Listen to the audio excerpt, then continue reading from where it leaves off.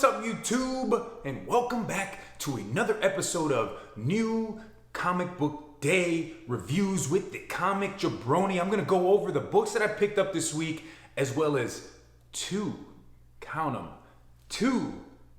badass back issues that I was able to find while at the LCS. So, I'll be back in 5 seconds.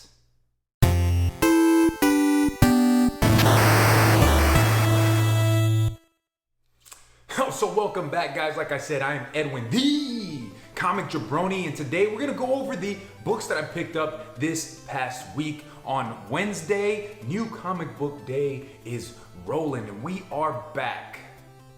Kind of, right? There's still some hiccups in the system. Some DC books aren't getting shipped to some LCSs. Some other LCSs are getting them. Marvel is having some ups and downs because this was their first week back, and there's some indies that are getting shipped to some stores and other stores are getting delayed. So it's gonna take us a couple weeks to finally get into the groove and into the motion of things and get back to a true New Comic Book Day. But nonetheless, we are still getting new books, and I, for one, am very excited about that. So let's get into it. And like I said, I have two huge back issues that I was able to find. So those are gonna be at the end, but let's get into the new books. There's only about 4 or 5 of them this week. We're gonna start with my least favorite read, and we're gonna work our way up to the best. Be right back.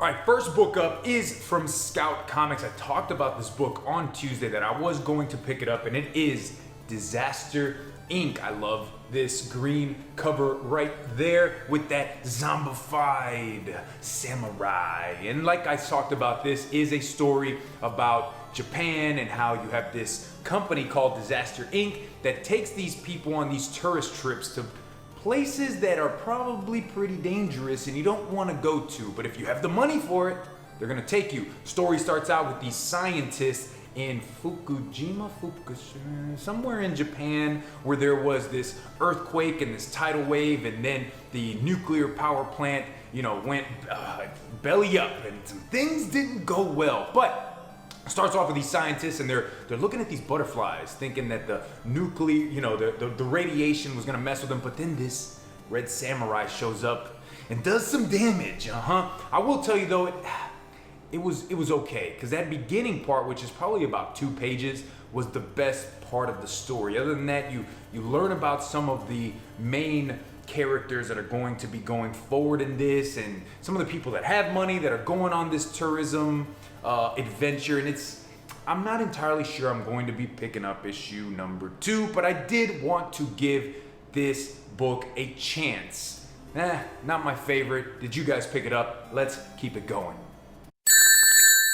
Next up, I did say that Marvel was back this week, and one book that I didn't talk about on Tuesday that I was gonna grab, but I did see it there, was Dr. Aphra issue number 1. Now this is the retailer exclusive, I don't exactly know the true name of the variant, but this, as you can tell down here, had a $10 price tag, and there's only 3,000 of these variants made. So in my mind, if I was going to pay $4 for just the regular A cover, why not spend a couple more bucks to get a cover, to get a variant of a book, kind of a hot book that is a lower print run. Now this Dr. Aphra from Star Wars, it's kind of like your Indiana Jones type of a story. Dr. Aphra, she goes out there hunting for these treasures, and in this story, she gets approached by somebody that actually heard her in the school that she was attending, and now she has these rings of whatever the hell they're called, and let's go on an adventure and let's go find them. But there is another rich person that also wants to get these, and I think his name is Ronan Tag. So this is the first appearance of a new character in the Star Wars universe. So just for that fact, I think it's a good pickup, right? Pick it up if you can find it at cover price, which you probably should be able to. I would grab 1 copy. You never know with these Star Wars books nowadays. There are some books out there from the Star Wars universe that are going nuclear. And you never know. Hey, Ronan Tag, he could be something, he could be nothing. But if you pick it up at cover price, you're really not gonna lose out. And I picked up this retailer exclusive, I can't remember the name of it. And it's almost exactly like the A cover, except the bottom part is more in a black and white look right there, like a sketch cover. But it was okay. The story was all right. More than likely, I will not pick up issue number 2. Dr. Aphra was cool. I picked up her first appearance, which is Darth Vader, issue number 3 from like 5 years ago. Awesome character to get that first appearance if you can, because there is so much talk about putting her in a movie or putting her on a TV show or something on the Disney Plus. So if you can find that first appearance, which is Darth Vader issue number 3, I would scoop that up in a heartbeat. But as far as this volume 2, Dr. Aphra number 1, not my favorite. More than likely won't be picking up issue number 2, but let's keep it going, guys. From DC Comics, I only grabbed one, and that is Batman Beyond issue 43. I talked about this cover on Tuesday and how much I really love the look of it with the black and the red, some grays in there. Batman Beyond is fighting this beast down here, right? Like this dragon looking, not really a dragon, I don't know what the hell he is.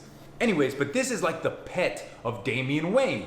This is the new storyline. Everything is kicking off with this issue. So if you've ever really wanted to get into Batman Beyond, I would suggest picking this issue up, because prior to this, we had the whole Batwoman Beyond, and Terry McGinnis had lost his memories due to the faceless person. What the hell is his name? Due to a villain taking over his body and then making him lose his memories. It was some craziness, but it was such a great story, in my opinion. I really enjoyed it, and it made me just keep picking up the issues because I wanted to know more. But Terry McGinnis now has his memory back. In this issue, he's just, doing some superheroing, and I like it. If you were a fan, here we go. If you're a fan of Spider-Man, and when he fights villains, he does a lot of talking. There's a lot of banter when Spider-Man is fighting. Terry McGinnis is practically the same type of way when he is fighting villains, because he's beating the crap out of them, but he's also talking shit to him at the same time. And I really enjoy that aspect of Terry McGinnis. This starts a new storyline, like I said, and a grown-up Damian Wayne shows up in this book, but not in the way that you would expect Damian Wayne to show up. I'm a fan. Can't wait to continue reading Batman Beyond. I hope you guys are picking it up. Like I said, 43 is a great issue to jump into.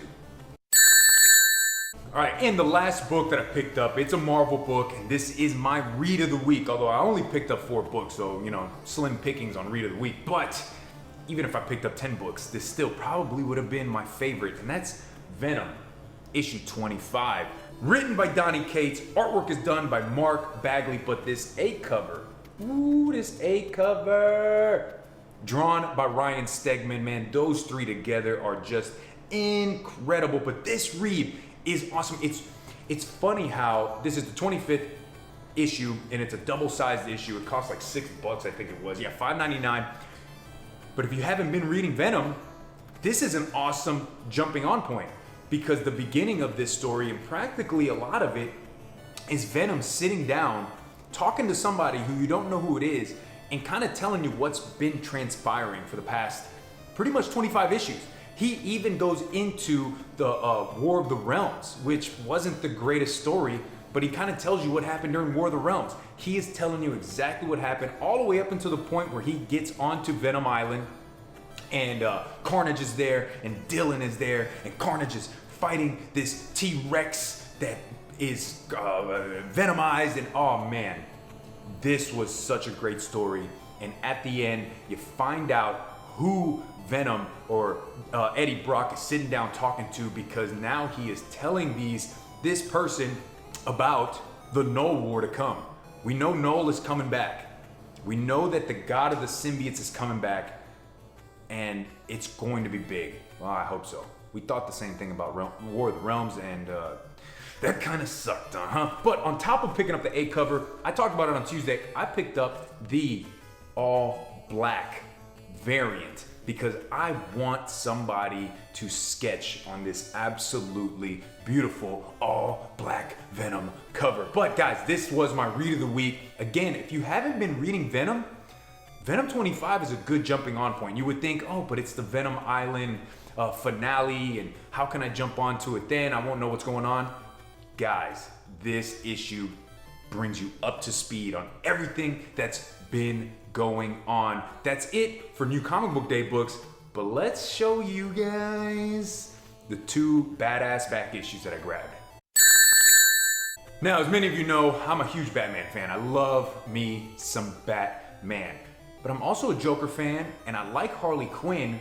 And as I was going through the back issue boxes, I came upon something that I don't generally see out in the wild.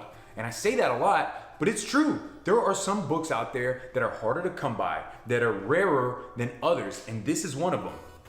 This is Batman the Animated Series, Almost Got Him. So this is it's a children's book that came out in the 90s, came out in 1993, and it was this book with the cassette tape. Now, if you're lucky enough to find one of those for cheap out in the wild, kudos to you, because I looked on eBay and that package together with the tape and the book, it goes for like over $1,000. It's like $1,600. Now this is some considered the first non-comic book first appearance of Harley Quinn.